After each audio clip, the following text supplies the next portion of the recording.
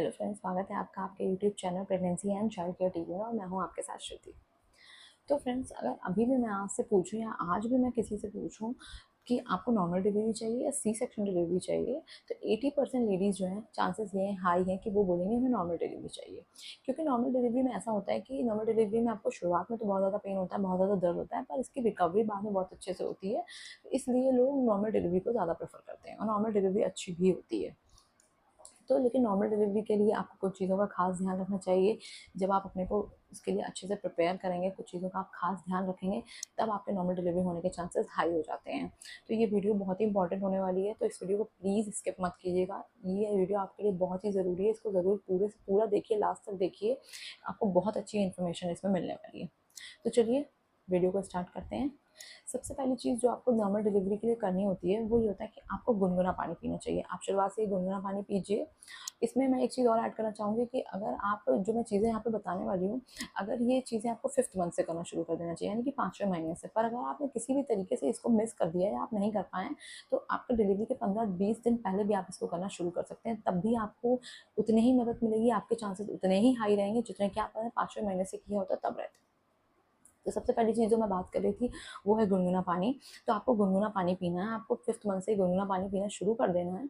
आपको normal delivery के लिए गुनगुना पानी बहुत हेल्प करता है, क्योंकि जब आप गुनगुना पानी पीते हैं तो आपके जो पेल्विक एरिया की मसल्स होती हैं वो रिलैक्स होती हैं, जो कि हमारी नॉर्मल डिलीवरी के बहुत ज़्यादा हेल्प करती हैं। इसके साथ ही गुनगुना पानी पीने से आपका डाइजेशन भी बहुत अच्छा रहता है। ये दोनों ही चीज़ें हमारे नॉर्मल डिलीवरी के लिए बहुत ही ज़्यादा हेल्पफुल होती हैं। आप जो ठंडा पानी वगैरह अगर आपने पिया, तो अगर आपकी पेल्विक मसल्स बहुत ज़्यादा टाइट हैं, तो देखिए सबसे पहले तो आपको नॉर्मल डिलीवरी होने में दिक्कत आएगी, प्लस आपको लेबर पेन भी बहुत ज़्यादा समय तक सहना पड़ेगा। तो इसके लिए आपको गुनगुना पानी ही पीना है। अगर आपको कभी भी ऐसा लगता है कि आप गुनगुना पानी नहीं पी पा रहे हैं या गर्मी बहुत ज़्यादा है, तो आप नॉर्मल पानी पी सकते हैं, लेकिन आपको फ्रिज का ठंडा पानी टोटली अवॉइड करना है। इसके बाद दूसरी चीज़ जो मैं बात करूँगी, वो है आपको गर्म तासीर वाली चीज़ें अपने खाने में इंक्लूड करनी है। बहुत ज़्यादा नहीं खाना है, ऐसा नहीं कह रही मैं बहुत ज़्यादा गरम-गरम चीज़ें आपने भर-भर के खानी। आपको थोड़ी मात्रा में खाना है, पर आपको खाना रोज़ है। वैसे ही जैसे 5वें महीने से, या फिर आप 15-20 दिन पहले भी शुरू कर सकते हैं। तो गर्म तासीर वाली चीज़ें जैसे कि हो गई, खजूर हो गया, आप अपनी डाइट में शामिल करिए। केसर वाला दूध हो गया, बेसन का हलवा हो गया, ये सब चीज़ें गर्म होती हैं। तो खजूर वगैरह तो आप 15-20 दिन पहले से खाना स्टार्ट कर सकते हैं। तो जैसे आपने केसर के दूध के लिए आपने 2-3 जो उसके केसर के रेशे होते हैं, दूध में डाले, उबाले और आपने वो दूध पी लिया। खजूर की बात करें तो 1-2 खजूर आपने दूध में उबाल करके अच्छे से पी लिया, फिर आप ऐसे भी खजूर को खा सकते हैं। आप बेसन का हलवा बना करके खा सकते हैं कभी-कभी। रोज़ नहीं खाना है, बहुत ज़्यादा मात्रा में नहीं खाना है। आपको थोड़ा खाना है, पर आपको रोज़ उसको एक अपना रूटीन, केसर का दूध वगैरह तो आपको रूटीन से एकदम अपने डाइट में इंक्लूड रखना है। इसके बाद जो एक और तीसरी चीज़ होती है, वो होता है घी। घी आप अपनी डाइट में ज़रूर से ज़रूर शामिल कीजिए। घी नॉर्मल डिलीवरी में बहुत ज़्यादा मदद करता है, बहुत हेल्पफुल होता है घी। इसके साथ ही आपको एनर्जी में भी हाई रखता है, क्योंकि आपको डिलीवरी के समय एनर्जी की भी बहुत ज़्यादा ज़रूरत होती है। तो घी को आप अपनी डाइट में ज़रूर शामिल कीजिए। इसके लिए आप घी को कई तरीके से शामिल कर सकते हैं। आप इसको दाल में डाल के खाइए, चपाती पे लगा कर खाइए, या फिर आप कोई लड्डू बना रहे हैं, कोई हलवा बना रहे हैं, उसमें आप घी डाल करके अपनी डाइट में शामिल कर सकते हैं। आप मखाने को घी में फ्राई करके खा सकते हैं। पर हाँ, आपको अगर वेट आपका ज़्यादा है या फिर आपका बीपी बढ़ा, आपकी प्रेगनेंसी में बीपी आपका बढ़ा हुआ है, तो प्लीज़ आप इसको टोटली अवॉइड कीजिए। आपको घी नहीं खाना है, क्योंकि कभी-कभी ज़्यादा वज़न बढ़ने की वजह से या फिर बीपी हाई हो जाने की वजह से भी सी सेक्शन डिलीवरी डॉक्टर को करनी पड़ जाती है। इसके बाद जो अगली चीज़ आपको ध्यान रखनी है, वो ये है कि आपको बहुत ज़्यादा एक्टिव रहने की ज़रूरत है। आपको थ्रू आउट अपनी प्रेगनेंसी आपको एक्टिव रहना है। आपको बिल्कुल लेज़ी नहीं होना है, आपको अपना वेट नहीं बढ़ने देना है, आपको प्रॉपर एक्सरसाइज़ रूटीन को फ़ॉलो करना है अच्छे से। तो एक्सरसाइज़ में आप वॉक कर सकते हैं, आपको 60 मिनट्स वॉक करना है, 30 मिनट्स सुबह करिए, 30 मिनट्स आप शाम का टाइम करिए वॉक। इसके अलावा आप एक्सरसाइज़ करिए, आप बटरफ्लाई एक्सरसाइज़ कर सकते हैं, आप डक वॉक कर सकते हैं, आप स्क्वाट्स कर सकते हैं। पर हाँ, आपको एक्सरसाइज़ करने से पहले अपने डॉक्टर से ज़रूर कंसल्ट कर लेना, क्योंकि हर किसी की प्रेगनेंसी में अलग टाइप की कॉम्प्लिकेशंस होती हैं, इसलिए आप अपने डॉक्टर से बात कर लेंगे तो वो आपके लिए बेहतर रहेगा। और अगर मैं एक्सरसाइज़ की बात करूँ कि आपको कितनी कर लेनी चाहिए, तो आप एक्सरसाइज़ भी 5वें महीने से ही शुरुआत कर सकते हैं। इसके साथ ही आप 50 से 100 बटरफ्लाई कर सकते हैं डेली। आप 10-15 डक वॉक कर सकते हैं, और आप 15 10-15 स्क्वाट्स भी कर सकते हैं। पर आपको बहुत ज़्यादा नहीं कर लेना है। ये नहीं कि आपने एकदम से जोश में आ गए इतना ज़्यादा एक्सरसाइज कर लिया कि अब आपके कमर में दर्द हो गया, बैक पेन हो गया या पेट में दर्द स्टार्ट हो गया। तो इतना भी आपको, हम अपनी प्रेगनेंसी के लिए खुद को प्रिपेयर कर रहे हैं तो हमें फर्स्ट प्रायोरिटी अपनी प्रेगनेंसी को ही देनी है। आपको ध्यान में रखना है कि आप प्रेग्नेंट हैं तो आपको लाइट एक्सरसाइज करनी है, डेली करनी है, एक रूटीन में करनी है, पर बहुत ही हल्की एक्सरसाइज करनी है। आप धीरे धीरे बढ़ा सकते हैं, अगर आपकी कैपेबिलिटी है, अगर आपको लगता है आप कर सकते हैं तो आप उसको बढ़ा सकते हैं, पर आपको शुरुआत हमेशा थोड़े से ही करनी है। तो ये तो बात हुई एक्सरसाइज की। फिट मतलब आपको अपने को एक्टिव रखने के लिए आपको, आप डेली जो घर का काम रहता है वो भी आप मतलब एकदम एक्टिव रह करके आपको करते रहना है।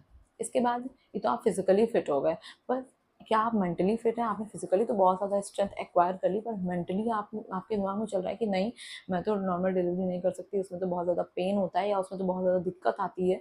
तो इन सब चीज़ों के लिए आपको मेंटली भी बहुत ज़्यादा प्रिपेयर रहना है। आपको बिल्कुल भी परेशान नहीं होना है, नॉर्मल डिलीवरी आसानी से हो जाती है, ऐसा कुछ भी नहीं है। आपको समय थोड़ा सा पेन होता है, लेकिन डॉक्टर आपके साथ रहते हैं तो आपको कोई कॉम्प्लिकेशन, किसी तरीके का कोई डर या समस्या नहीं होने देते हैं। तो आपको खुद को मेंटली प्रिपेयर करना है। उसके लिए आप योगा कर सकते हैं, मेडिटेशन कर सकते हैं, आप बुक्स पढ़ सकते हैं, आप सॉन्ग सुन सकते हैं। आपको एकदम मेंटली भी अच्छे से स्ट्रांग रहना है, एकदम प्रिपेयर रहना है कि हाँ मैं इसको कर सकती हूँ। क्योंकि फिजिकल स्ट्रेंथ भी तभी आपकी वर्क करेगी जब आप मेंटली भी एकदम तैयार रहेंगे कि नॉर्मल डिलीवरी के लिए मैं बिल्कुल मेंटली भी रेडी हूँ।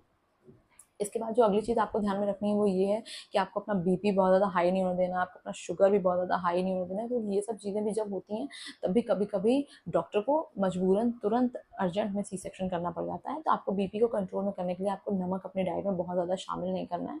आप नमक को कंट्रोल में रखिए। तो इसको करके भी आप अपना बीपी, ऑयली ज़्यादा नहीं खाइए, बाहर का जंक फूड वगैरह ये सब आप अवॉइड करिए। तो इससे भी आपको नॉर्मल डिलीवरी के लिए आपकी बॉडी प्रिपेयर रहती है। इसके साथ ही आपको डिलीवरी के समय, अगर आपको नॉर्मल डिलीवरी चाहिए तो आपको डिलीवरी के समय बहुत सी ज़्यादा एनर्जी की ज़रूरत पड़ती है। आपकी बॉडी में अच्छी खासी लेवल की एनर्जी होनी चाहिए। तो इसके लिए आपको अपनी बॉडी पे खास ध्यान रखना होगा। आपको एनर्जी के लिए प्रोटीन को अपनी डाइट में शामिल करना होगा। जो लोग वेजिटेरियन हैं वो प्रोटीन के लिए पनीर खा सकते हैं, दूध पी सकते हैं, इसके साथ ही दालें खा सकते हैं, मूंग दाल वगैरह, इसमें हाई प्रोटीन होता है। तो अब ये सारी चीज़ें अपनी डाइट में शामिल कर सकते हैं, दही खा सकते हैं। और जो लोग नॉन वेजिटेरियन हैं वो अपनी डाइट में प्लीज़ एग ज़रूर से ज़रूर शामिल कीजिए। इसके अलावा जो मैंने आपको बताया, मेंटली प्रिपेयर हो गया, फिजिकली हो गया, आपने अच्छी खासी एनर्जी भी ले ली है, पर आपको कुछ ब्रीथिंग एक्सरसाइजेस भी प्रैक्टिस करते रहना चाहिए। क्योंकि जब आपको नॉर्मल डिलीवरी में पुश करना होता है तो आपको ब्रीद इन ब्रीद आउट करना होता है। तो आपको अपना स्टेमिना स्ट्रॉन्ग करना होगा, आपको ब्रीथिंग एक्सरसाइजेस भी प्रैक्टिस लगातार करते रहना चाहिए।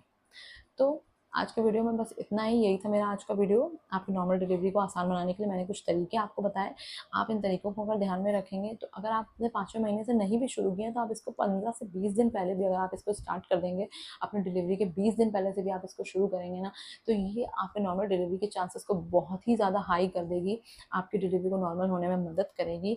तो प्लीज़ इन ट्रिप्स ट्रिक्स को ज़रूर से ज़रूर अपनाएं और मेरे वीडियो को लाइक कीजिए और मेरे चैनल को सब्सक्राइब कीजिए। मिलते हैं नेक्स्ट वीडियो में। Thanks for watching.